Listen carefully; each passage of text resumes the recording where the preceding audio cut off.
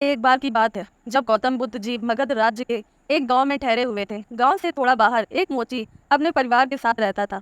उस मोची के घर के पास एक तालाब था। एक दिन रोज की तरह सुबह मोची तालाब किनारे पानी लेने गया। वहां उसने तालाब में एक बहुत ही अद्भुत पुष्प देखा। वह पुष्प देखने में बहुत ही सुंदर था और चमत्कारी भी प्रतीत हो रहा था।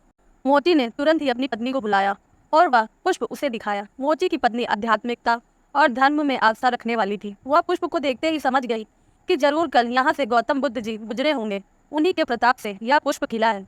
पुष्प को चमत्कारी मानकर मोची ने एक योजना बनाई। उसने अपनी योजना के बारे में पत्नी को बताया कि वह इस पुष्प को राजा को देगा और उनसे खूब सारी स्वर्ण मुद्राएं लेगा।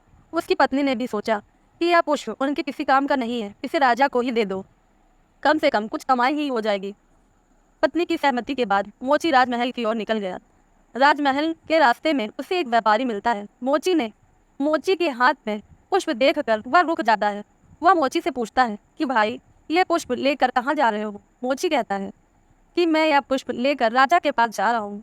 इसे राजा को भेंट कर दूंगा और मैं राजा से मुंह मांगा इनाम लूंगा। व्यापारी ने मोची को प्रस्ताव दिया कि तुम ये पुष्प मुझे दे दो, बदले में मैं तुम्हें 100 स्वर्ण मुद्राएं दूंगा। मोची सोच में पड़ जाता है। उसने सोचा कि जब व्यापारी इस पुष्प के लिए मुझे 100 स्वर्ण मुद्राएं दे रहा है तो राजा तो इससे ज़्यादा देगा। यही सोचते हुए उसने व्यापारी को पुष्प देने से मना कर दिया। थोड़ा आगे चला ही था कि उसे रास्ते में राजा आते हुए नजर आए, जो गौतम बुद्ध के दर्शन के लिए जा रहे थे। राजा भी मोची के हाथ में वो दिव्य पुष्प देखकर अचंभित हो गए। राजा ने मोची को पुष्प के बदले 1000 स्वर्ण मुद्राएं देने के लिए कहा। यह सुनते ही मोची के मन में एक अजीब सी चेतना आई और वह राजा को पुष्प न देखकर दौड़ता हुआ सीधे महात्मा बुद्ध के पास जा पहुंचा। महात्मा बुद्ध जी मोची को देखकर हैरत में पड़ गए। उन्होंने मोची से पूछा तो मोची ने उन्हें सारी बात बताई।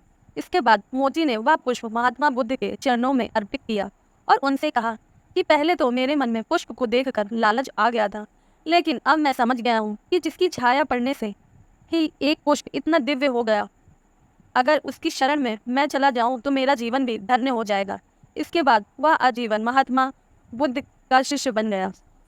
दोस्तों, कहानी से सीख हमें यहाँ मिलती है कि हमारी ज़िंदगी में हमें बहुत से चीज़ों अपनी तरफ आकर्षित करती है, लेकिन हमें उनके लालच में ना फंसकर अपने ज्ञान का प्रयोग करके जीवन में सही राह को चुनना होगा। दोस्तों, यह कहानी यहीं समाप्त हुई।